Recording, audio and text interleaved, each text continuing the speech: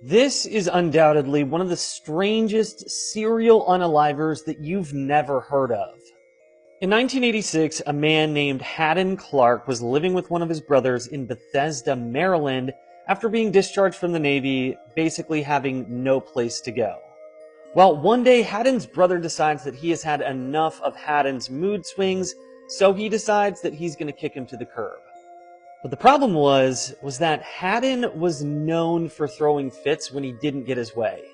So in a rage, Hadden decides that he needs to hurt somebody.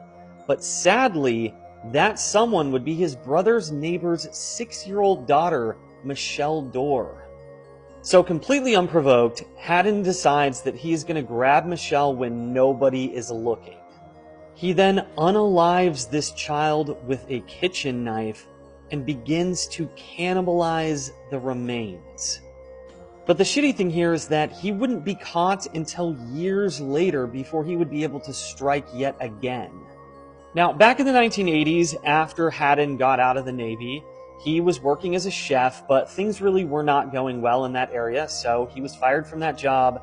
And then, like I said, he got kicked out of his brother's house, and now he's homeless. He's living in a tent. So fast forward to 1992, he's still essentially houseless, and he decides that he's going to become a gardener for a woman named Penny Hodling. This is Penny right here, and this is her daughter, Laura Hodling, who's 23 years old at this time. So one weekend, Hadden decides that he's going to go over and do some gardening work. But the thing is, Penny, she was out of town, but her daughter, again, Laura, was home that day.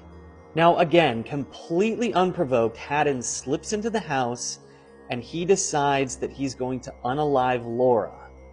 He then removes Laura's body from the home, goes back to the Hodling home, dresses up as a woman, puts on a wig, a dress, makeup, and leaves the house so that people like the neighbors and passersby think that that was Laura leaving the house when really it was Hadden dressing up as Laura.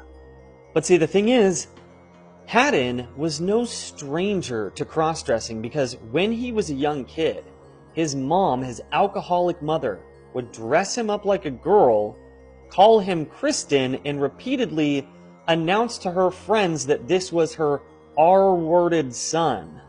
On top of that, Hadden later explained that his father once killed a neighborhood boy and had Hadden help clean up the crime scene for him. But get this, Hadden was not the only fucked up kid in this crazy